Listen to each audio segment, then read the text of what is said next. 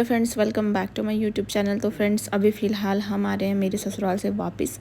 हमको इमरजेंसी में जाना पड़ा था ससुराल, क्योंकि मेरे जो ससुर जी हैं उनका अचानक हो गया था एक्सीडेंट। तो अभी फ़िलहाल हम वहाँ से सुबह सुबह रिटर्न आ रहे हैं। जैसे ही हमको पता चला कि उनका एक्सीडेंट हो गया, जैसे ही फ़ोन आया वैसे ही हम जिस हालत में थे उस हालत में हम चले गए ससुराल। वहाँ जाने के बाद डॉक्टर ने हमको बताया कि उनका एक जो बोन होता है उसमें फ्रैक्चर है, तो उसके लिए ऑपरेशन करना पड़ेगा। बाकी जब हमने अपने आँख से देख लिया तब हमको थोड़ा ठीक लगा, तो हम नेक्स्ट डे यहाँ पे रिटर्न आ रहे हैं। तो हम तो वहाँ पे से सुबह सुबह ही निकल गए थे, बट बीच में हमको ट्रैफिक जाम मिल गया, जिसकी वजह से थोड़ी धूप सी हो गई है, धूप निकल गई है। तो देखिए यहाँ पे मैं कुछ क्लिप्स ले रही हूँ, क्योंकि यहाँ पे कंस्ट्रक्शन चल रहा है, रोड वन वे हो गया, इसलिए बहुत ज़्यादा ट्रैफिक है। उसके बाद घर आने के बाद हस्बैंड नहा के रेडी होके चले गए हैं क्लिनिक। उसके बाद मैं भी यहाँ पे ड्रेस चेंज करके फ़्रेश हो गई हूँ। उसके बाद मेरे बहुत सारे काम पेंडिंग थे, क्योंकि जिस दिन हमको फ़ोन आया कि ससुर जी का अचानक एक्सीडेंट हो गया, उस दिन हम जिस कंडीशन में थे उस कंडीशन में ही हम निकल गए थे। तो घर का काम जो जहाँ का था वो वहीं का वहीं रखा हुआ था, और 2-3 दिन से घर बंद था, तो घर भी काफ़ी ज़्यादा गंदा हो गया है और धूल मिट्टी सब कुछ आ चुकी है। तो यहाँ पे मैं बाहर में पानी डाल रही हूँ। उसके पहले मैं वॉशिंग मशीन में तब तक कपड़ा धुलने के लिए डाल दी हूँ। तो जिस दिन फ़ोन आया, जैसे ही मुझे पता चला कि ससुर जी का एक्सीडेंट हो गया है, उसके बाद तो मेरे पूरे हाथ पैर काँप रहे थे। तो हस्बैंड ने मुझे फ़ोन करके बताया कि ऐसी ऐसी कंडीशन हो गई है। एक्चुअली ससुर जी बाइक में जा रहे थे, पीछे बैठे हुए थे, और किसी स्पीड में जो कार आ रही थी वो कार वाले ने पीछे से ठोकर मार दी। तो वो नीचे गिर गए, और नीचे गिरने के बाद जो बाइक होती है वो उनके लोअर बॉडी में गिर गई, जिसकी वजह से उनका निचले हिस्से में फ्रैक्चर हो गया है। तो जैसे ही पता चला हमको कुछ भी समझ नहीं आया। हमको जो सामने दिखा वो हमने पकड़े और हम चले गए सीधा सीधा ससुराल के लिए। तो हमको पहुंचते तक, क्योंकि यहाँ से 4-5 घंटे लगते हैं, और ट्रैफिक भी बहुत ज़्यादा जाम था, तो हमको वहाँ पहुँचते तक रात हो गई थी। क्योंकि जिस रोड से हमको जाना होता है वहाँ पे फ्लाईओवर का काम चल रहा है, तो बहुत ज़्यादा वन वे कर दिए, तो बहुत ज़्यादा दिक्कत थी। बहुत मुश्किलों के बाद हम वहाँ पे पहुँचे थे। उसके बाद फिर मैं को यहाँ पे डिश वॉशर में बर्तन लोड करना था, तो वो मैं यहाँ पे फटाफट लोड कर दे रही हूँ, क्योंकि उस दिन के बर्तन वैसे के वैसे रखे हुए थे। मुझे क्लीन करना था, बट वही इमरजेंसी में अचानक जाना पड़ा, तो जो काम जैसा था वो वैसे ही था। तो जब तक हम लोगों ने अपने आँख से ससुर जी को नहीं देख लिए, तब तक हम दोनों को सुकून नहीं मिला, शांति नहीं मिली। एकदम अजीब अजीब से ख्याल आ रहे थे, कैसे होंगे, क्या होंगे, कितना लगा होगा, कितना भी फ़ोन में बता ले, पर जब तक अपने आँख से ना देखे तब तक रियल कंडीशन पता नहीं चलती है। तो जैसे ही हम वहाँ पे पहुँचे, ससुर जी ने मुझे और मेरे हस्बैंड को देखकर उनकी आँखें एकदम भर आए, उनके आंसू ही नहीं रुक रहे थे। बहुत बुरा लग रहा था मुझे और हस्बैंड को भी, और अजीब सा माहौल हो गया था। सासू माँ भी रो रही है, और अजीब सा ही माहौल हो गया था, पता नहीं कैसे बोलूँ।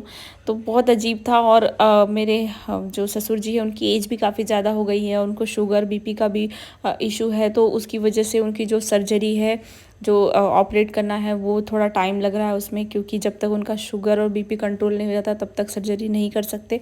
तो अभी उनका बीपी और शुगर कंट्रोल करने के लिए मेडिसिन और इंजेक्शन उनको दे रहे हैं, और पेन किलर भी साथ में चल रहा है। और मैं और मेरे हस्बैंड तो यही सोच के यहाँ से निकले थे कि जो भी कंडीशन हो, अगर रुकना पड़े या फिर ज़्यादा दिन रुकना पड़े, तो इधर जॉब का जैसे तैसे सेटल करके वहाँ पे रहेंगे। उसके हिसाब से भी मैं थोड़े 2-4 कपड़े एक्स्ट्रा पकड़ ली थी कि इमरजेंसी में अगर रुकना पड़ा तो रुक जाएंगे। बट वहाँ पे फिर ससुर जी के साथ में ननद है मेरी, और उनके यहाँ जो भैया है वो भी हैं, और जेठ जेठानी भी है, और बाकी और भी बड़े पापा रिलेटिव्स जो हैं वो भी वहाँ पे हैं। तो उन्होंने सब ने कहा कि जॉब है, और फिर बहुत ज़्यादा फ़ोन भी आ रहे थे हस्बैंड को।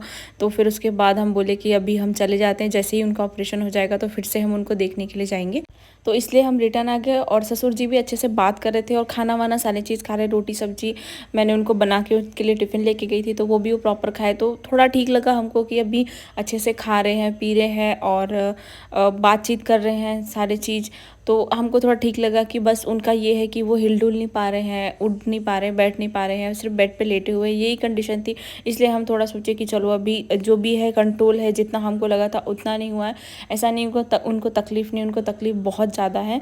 बट फिर हम आ गए, क्योंकि यहाँ पे भी काम था। उसके बाद देखिए किचन भी बहुत ज़्यादा गंदा पड़ा था, मैं सारे बर्तन ऐसे ही छोड़ के चली गई थी, तो वो भी मैं जो हाथ से धोने थे वो हाथ से धो ली। उसके बाद मैं पूरा किचन अच्छे से, और जो प्लेटफॉर्म है उसको क्लीन करने का सोच रही हूँ। तो यहाँ पे सबसे पहले मैं जो गैस स्टोव है उसमें पानी डाल के अच्छे से क्लीन कर ले रही हूँ। उसके बाद जो प्लेटफॉर्म है उसमें भी निरमा डाल के अच्छे से मैं धोऊंगी, क्योंकि ये 1-2 दिन से ऐसे ही था, तो सारी चीज़ अच्छे से क्लीन करना है, क्योंकि जब तक अगर मैं इसको क्लीन नहीं कर लूँगी मुझे शांति नहीं मिलेगी और घर भी ऐसे थोड़ा गंदा गंदा सा लगेगा। तो ये तो काम मुझे आज पूरे दिन लगेंगे ऐसा लग रहा है, क्योंकि ऑलमोस्ट 11-12 बजे मैं ये काम पकड़ी हूँ एकदम भरे दोपहर में। और गर्मी भी बहुत ज़्यादा हो रही है, क्योंकि यहाँ गर्मी बहुत ज़्यादा बढ़ गई है। तो उधर का पोर्शन तो मैं क्लीन कर दी हूँ। अब ये सिंक वाला जो पोर्शन है इसको भी निरमा डाल के ब्रश से अच्छे से मैं क्लीन कर रही हूँ। हम ससुराल से तो बहुत अर्ली मॉर्निंग निकल गए थे कि यहाँ पे टाइम पे पहुँच जाएंगे, लेकिन ट्रैफिक और वन वे की वजह से, जो कंस्ट्रक्शन चल रही है उसकी वजह से बहुत ज़्यादा ट्रैफिक जाम मिला हमको। तो उसकी वजह से हमको बहुत ज़्यादा लेट हो गया और फिर हस्बैंड भी फटाफट से चले गए और मेरे को भी मेरे काम ये सारे पेंडिंग ख़त्म करने थे, तो वो भी मैं फटाफट करने के लिए बैठ गई। लेकिन मन अभी भी फिर भी उधर ही है कि क्या है कैसा है। उसके बाद जैसे ही मैं घर आई तो मुझे भी मेरे मायके से कॉल आने लगे और ससुराल से भी कुछ कॉल आए, पहुँच गए नहीं पहुँचे, कोई दिक्कत तो नहीं हुई, ये सारी चीज़। तो आधा टाइम तो भी फ़ोन में ही जा रहा है बात करने में, बीच बीच काम के बीच बीच में ही मुझे कॉल आ रहे हैं, क्योंकि मायके वाले भी पूछ रहे हैं कैसे हैं ससुर जी, क्या हुआ, कितना लगा, कैसा हुआ। तो वो सब इन्फॉर्मेशन लेने के लिए कॉल लगा रहे हैं। तो देखिए यहाँ पे किचन का सिंक तो क्लीन हो गया है, उसके बाद ये तो अच्छे से क्लीन हो गया। उसके बाद मैं फ़ैन लगा के ये वाला पोर्शन भी सुखा ली थी, प्लेटफॉर्म। उसके बाद जो सामान थे उसको जमा लूँगी। उसके बाद तब तक मेरे कपड़े भी अच्छे से धुल गए थे। उसके बाद कपड़े भी मैं यहाँ पे सुखा रही हूँ। काफ़ी ज़्यादा तेज़ धूप हो गई, इसलिए मैं इस तरीके से दुपट्टा ओढ़ के सुखा रही हूँ, क्योंकि बहुत ज़्यादा धूप लग रही है। और कपड़े तो आजकल बहुत जल्दी फास्ट एकदम सूख जा रहे हैं, 1 घंटा भी नहीं लग रहा है, 10-15 मिनट में कपड़े सूख जा रहे हैं आजकल। तो यहाँ पे गर्मी बहुत ज़्यादा बढ़ गई है, बहुत तेज़ धूप भी है और गर्मी भी उतनी ज़्यादा लग रही है। आज मुझे बहुत ज़्यादा लेट हो गया है सारे काम करने में, बट एमरजेंसी थी, इसमें कोई कुछ नहीं कर सकता है। तो अब जो जो कंडीशन होती है उसके हिसाब से हमको एडजस्ट करना पड़ता है। तो आज बहुत अलग लग रहा है मुझे इस टाइम पे ये सारे काम कर रही हूँ तो, बट ठीक है, अभी क्या कर सकते हैं, सब कंडीशन के हिसाब से सबको एडजस्ट करना पड़ता है। तो देख, कपड़े मेरे यहाँ पे ऑलमोस्ट सूख गए हैं। उसके बाद मैं आ जाऊँगी हॉल में, और हॉल में जो सोफ़ा था वो भी बहुत बिखरा हुआ सा पड़ा था, उसको मैं जमा ही नहीं पाई थी। उसके बाद मैं इसको अच्छे से सारे पिलोज हटा के इसकी डस्टिंग कर लूँगी, अच्छे से झाड़ के मैं इसके जो कवर है सोफ़ा कवर उसको बिछा दूँगी। और ये सारा काम करना भी बहुत ज़रूरी है, क्योंकि घर ऐसे बंद था तो एकदम ऐसे गरम गरम सा भी लग रहा था जैसे ही गेट खोले, क्योंकि गर्मी बढ़ गई है। और उसके बाद फिर एकदम घर भी ऐसे मैसी मैसी सा फैला फैला सा लग रहा था। तो ये काम मैं फटाफट से निपटाऊंगी, तब जाके मुझे थोड़ा सा अच्छा लगेगा। उसके बाद मैं ये टी टेबल की भी डस्टिंग करके अच्छे से इसको कॉलिन डाल के क्लीन कर रही हूँ, अच्छे से डीप क्लीनिंग टाइप ही क्लीन कर रही हूँ मैं इसको। फिर नीचे भी अच्छे से पोंछ रही हूँ। उसके बाद ये भी, इसमें भी सब डस्ट जम गए हैं। 2 दिन घर बंद था, उसके बावजूद हर एक चीज़ में बहुत ज़्यादा डस्ट जमा हो गई है, क्योंकि यहाँ पे डस्ट की बहुत ज़्यादा प्रॉब्लम है। उसके बाद जो थोड़े हम लोगों के जो बैग थे वो अनपैक कर रही हूँ मैं। हम ज़्यादा बैग लेकर नहीं गए थे, जो सामने दिखा यही हमको छोटे छोटे बैग सामने दिखे, तो हमने जितना सामान था उतना भर दिए और हम निकल लिए थे। तो यहाँ पे उसके बाद मुझे ये वाली बेडशीट चेंज करनी है हॉल की, तो ये वाली बेडशीट मैं चेंज करूँगी और इसमें मैं बिछा रही हूँ नई वाली बेडशीट। अब जब तक मेरे ससुर जी का ऑपरेशन नहीं हो जाता और डॉक्टर सब चीज़ सही सही बता नहीं देते, तब तक ना बहुत अजीब सी फीलिंग रहेगी, पूरा दिमाग में वही वही बातें चलती रहेगी। और ससुर जी को रोते हुए भी देखी ना तो बार बार उनका ही ख्याल आ रहा है अभी भी। उसके बाद देखिए वो तो मैं बेडशीट बिछा ली, उसके बाद डिश वॉशर वाला एरिया भी मैं अच्छे से डस्टिंग कर लूँगी, क्योंकि इसमें भी बहुत ज़्यादा धूल जम चुकी है। और मेरा तो प्लान भी हो गया था कि मैं वहाँ पे रुक जाती हूँ, पर फिर वहाँ पे सास ससुर सब बोले मुझे कि यहाँ पे फिर हस्बैंड का इशू हो जाता है टिफ़िन और बाकी सारी चीज़ों का, क्योंकि हस्बैंड ज़्यादा बाहर का प्रेफर नहीं करते, फिर उनकी तबीयत भी बहुत जल्दी ख़राब हो जाती है बाहर के खाने से। तो इसलिए फिर मैं भी रिटर्न आ गई उनके साथ। और उसके बाद देखिए मैं उसके बाद बेडरूम में आ गई हूँ, बेडरूम की अच्छे से डस्टिंग करूँगी। उसके बाद बेड भी फैला हुआ था, उसके बाद ये भी मैं अच्छे से फ़ोल्ड करके जमा लेती हूँ और इसको भी अच्छे से बेडशीट को झाड़ के बिछा दूँगी। उसके बाद फिर मैं यहाँ पे लगाऊंगी झाड़ू पूरे रूम में, क्योंकि बहुत ज़्यादा हवा तूफ़ान ऐसा कुछ आया होगा जिसकी वजह से हर एक रूम में बहुत ज़्यादा धूल जमा हो गई है। तो यहाँ पे देखिए बेडरूम में मैं अच्छे से झाड़ू कर रही हूँ। और ऐसा है कि मेरी जो ननद है वो तो 1 घंटे दूर ही रहती है मेरे ससुराल से, तो वो तो बहुत जल्दी आ गई थी। और जेठ तो वहीं रहते हैं सास ससुर के साथ, तो कोई इशू नहीं है। दूर सिर्फ हम ही हो जाते हैं, यहाँ पे बहुत दूर रहते हैं हम यहाँ पे ससुराल से, वो भी सिर्फ जॉब की वजह से। उसके बाद मैं अच्छे से जो हॉल है उसको भी झाड़ू लगा लूँगी। और देखिए कितना ज़्यादा धूल निकल रहा है, पूरा काली काली धूल निकल रही है, तो ये मैं अच्छे से झाड़ू कर लेती हूँ। उसके बाद फिर मैं किचन में भी झाड़ू करूँगी। और जो मेरी आवाज़ है वो भी थोड़ी बैठ सी गई है, गला बैठ गया है मेरा, क्योंकि ठंडा ठंडा पानी पीना हुआ है। यहाँ का पानी अलग अलग जगह का पानी हुआ है। और रिटर्न आने के टाइम पे मुझे बहुत ज़्यादा गर्मी लग रही थी, तो मैं एक दो जगह उतर के ऐसे छाछ लस्सी ऐसे पी ली, तो वो भी मुझे लग रहा है कि वो थ्रोट में थोड़ा सा इशू हो गया। उसके बाद देखिए फिर मैं अब सबसे पहले बेडरूम में पोछा कर रही हूँ।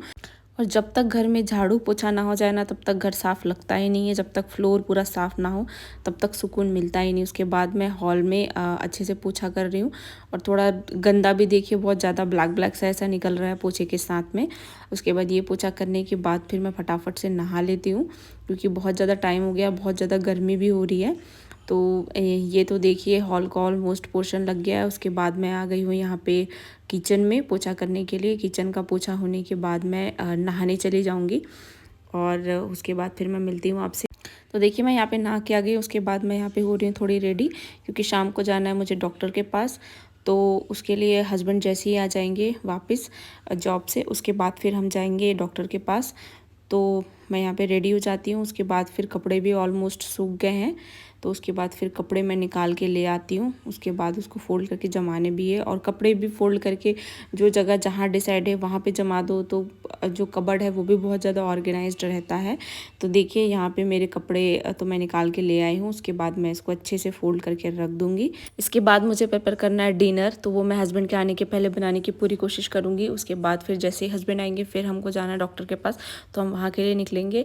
और ये कपड़े तो मुझे उसी दिन धोने थे, बट वही है कि हमको निकलना पड़ा, इसलिए ये कपड़े भी वैसे के वैसे ही रह गए थे। और मैं डेली तो वॉशिंग में कपड़े नहीं धो पाती हूँ, जब तक हम दो ही लोग हैं, तो जब तक वॉशिंग के लायक कपड़े इकट्ठे ना हो जाए धोने के लायक, तब तक मैं धो नहीं पाती हूँ। क्योंकि एक साथ धो तभी सही रहता है, थोड़े थोड़े कपड़े के लिए वॉशिंग मशीन चलाना भी सही नहीं है। ये कपड़े भी ऑलमोस्ट फोल्ड होते आ गए हैं। उसके बाद फिर मैं इसको अच्छे से जमा दूंगी। तो फ्रेंड्स, अगर आप लोगों को मेरा ये व्लॉग अच्छा लगा होगा तो प्लीज़ मेरे चैनल को सब्सक्राइब कीजिए और मुझे ऐसे ही प्यार देते रहिए। आई होप आप लोगों को मेरे ब्लॉग्स पसंद